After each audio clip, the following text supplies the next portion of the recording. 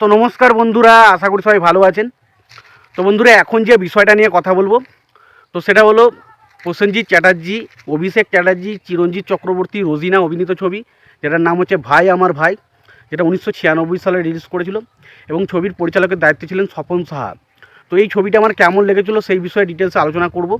এবং এখন ভিডিওর যে ব্যাকগ্রাউন্ডটা সেটা একটু অন্যরকম মনে হতে পারে, তার কারণ আমি এখন বাড়িতে নেই, এখন আমি মাসির বাড়িতে আছি। তো সেই মাসির বাড়িতে থাকার কারণে আমার ভিডিও এখন আমি বিভিন্ন জায়গায় গিয়ে শ্যুট করতে হচ্ছে। বুঝতেই পারছেন যে বিভিন্ন রকম মাঠের ধার বা বিভিন্ন রকম বাড়ি, এই সমস্ত জায়গায় আমাকে ভিডিও শ্যুট করতে হচ্ছে। তো যেই কারণে ব্যাকগ্রাউন্ডটা এখন অন্যরকম লাগছে। তো আমি আবার বাড়ি যাব, আবার আমি যেরকম ব্যাকগ্রাউন্ডে ভিডিও দিতাম সেরকম ব্যাকগ্রাউন্ডে আপনারা ভিডিওটা পাবেন। তো এখন আপাতত এইরকমই সহ্য করতে হবে। তো তার আগে প্রত্যেকটা বন্ধুকে অনুরোধ করে রাখবো, চ্যানেলটা নতুন হয়ে থাকলে অবশ্যই আপনারা চ্যানেলটা সাবস্ক্রাইব করে নেবেন, আর যদি ভিডিওটি ভালো লেগে থাকে লাইক কমেন্ট শেয়ার করে দেবেন। তো প্রথমে যদি ভিডিওটা রিভিউ শুরু করার আগে ভিডিওর কিছু বিষয় আলোচনা করি।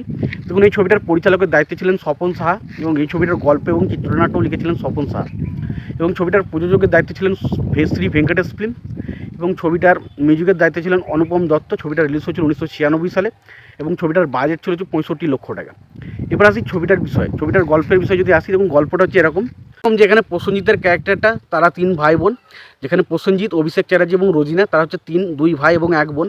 তারা একটা মাস্টারমশাইয়ের ছেলে মেয়ে এবং তার মাস্টারমশাই তাদেরকে খুব সৎভাবে ভালোভাবে মানুষ করে এবং তার মাস্টারমশাই সবসময় অন্যায়ের বিরুদ্ধে প্রতিবাদ করে এবং তারা একটা ছোট্ট গ্রামে বসবাস করে এবং সেই গ্রামে মানে ওই যে রোজিনা বলে যে ক্যারেক্টারটা রয়েছে তার সাথে অরুণ অর্থাৎ চিরঞ্জিত চক্রবর্তীর বিয়ের একটা সম্বন্ধ দেখা হয় এবং তার মধ্যে বিয়ে ঠিক হয়। এবং সেই সময় অরুণ বলে শশী বলে একজন ছিল যে গ্রামের সমস্ত মানে সব কিছুতে মাতব্বাড়ি করতো। তো সেরকম একটা বাজে কাজকর্ম করার সময় সে মাস্টারমশাইয়ের হাত থেকে সমস্ত গ্রামবাসীর সামনে চর খায় এবং তখন সে ঠিক করে যে সে তাদের কাছ থেকে প্রতিশোধ নেবে এবং সেই পরিবর্তে সে তাদের বাড়িতে আসে, অর্থাৎ মাস্টারমশাইয়ের বাড়িতে আসে এবং মাস্টারমশাইকে খুন করে এবং তার বাড়িটা আগুন দিয়ে জ্বালিয়ে দেয় এবং তার যে 2 ছেলে এবং একটা মেয়ে তারা ছুটে বিভিন্ন জায়গায় পালানোর চেষ্টা করে এবং সেই সময় তারা একটা ট্রেনেতে যাওয়ার সময় যে কোনো একজন যে অমর বলে যে প্রসেনজিতের ক্যারেক্টারটা, সে সেখান থেকে আলাদা হয়ে যায় এবং সেই অমর বলে ক্যারেক্টারটা একটা মাতাল মেটারানিকের হাতে পড়ে এবং সেখানে সে একজন মেটারানিকে, পরবর্তী সময় সে বড় হলে সে একজন মেটারানিকে পরিণত হয় এবং পাশাপাশি তার যে 1 ভাই এবং 1 বোন অভিষেক চ্যাটার্জি এবং রোজিনা, তারা দুজনেই একজন নার্সের হাতে গিয়ে পড়ে এবং পরবর্তী সময় তার বোন একজন নার্সে পরিণত হয়। তো এই ছিল মোটামুটি বিষয়বস্তু এবং পরবর্তী সময় তাদের এই বিষয়টা নিয়ে ঘিরে সিনেমাটা ঘটে এবং শেষ পর্যন্ত যে শশীর যে মেয়ে, মানে শশী যেখানে মেন অ্যান্টাগনিস্ট, তার যে মেয়ে তাকে মানে এখানে যে রোজিনার যে ভাই অত অভিষেক চ্যাটার্জির ক্যারেক্টারটা ভালোবাসে এবং এই ভালোবাসার পর পরবর্তী সময় মানে শশী যখন সব বিষয়টা জানতে পারে তখন সে তার ভাইকে সাথে তার বোনকে আলাদা করার চেষ্টা করে এবং পরবর্তী সময় যখন রোজিনা তার ক্যারেক্টারটাকে দেখতে পায় তখন তারা বুঝতে পারে যে এটাই তার বাবার খুনি এবং তাদের যে পরিবার ধ্বংসের পেছনে অন্যতম তাদেরই কারণ।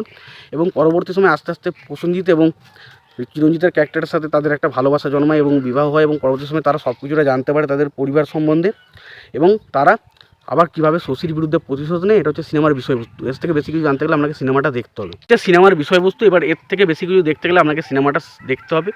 এবার দেখুন, সিনেমাটার মধ্যে প্রথম পজিটিভ দিক হচ্ছে এখানে যে বন্ডিংটা, এখানে একটা ভাই বোন এবং ভাই দাদা এই যে সম্পর্কের একটা বন্ডিং, এটাকে দারুণভাবে ছবির মধ্যে এস্টাবলিশ করা হয়েছে, দেখতে দারুণ লাগে এবং সেই সম্পর্কটা দারুণভাবে ফিল হয়।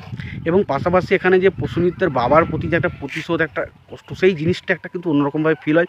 ছবিতে প্রচুর ইমোশনাল সিন রয়েছে যেগুলো কিন্তু দারুণ, ছবির মধ্যে দারুণভাবে ওয়ার্ক করে।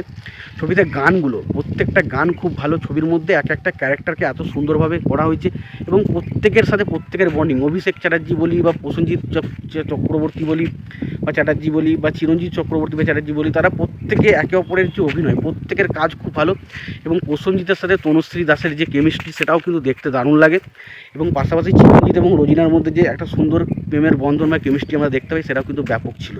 তো এক কথায় বলতে গেলে বেশ প্রেমের দৃশ্যগুলোও খুব ভালো এবং সম্পর্কের যে বিষয়গুলো দেখানোর চেষ্টা করেছে সেগুলোও খুব ভালো। তো এক কথায় বলতে গেলে পুরো ফুল টু মশলা ছবি, যেখানে আমরা অ্যাকশন পাবেন, ভালো রকমের ড্রামা রয়েছে, ভালো রকমের ভালো গান রয়েছে, একটা সম্পর্কের বন্ধন রয়েছে, একটা ভালো ফ্যামিলি সেন্টিমেন্ট রয়েছে। তো ওভারঅল যদি ছবিটা না দেখে থাকেন অবশ্যই একবার দেখতে পারেন, আর যদি ছবিটা দেখে থাকেন আপনাদের কেমন লেগেছে জানাবেন। আর যদি ভিডিওটি ভালো লেগে থাকে লাইক কমেন্ট শেয়ার করতে ভুলবেন না। চ্যানেলটা যদি নতুন হয়ে থাকেন অবশ্যই আপনারা চ্যানেলটা সাবস্ক্রাইব করে নিয়ে পাশে বেল আইকনটা অবশ্যই প্রেস করে দেবেন। ভালো থাকবেন, সুস্থ থাকবেন, দেখা হচ্ছে পরবর্তীতে।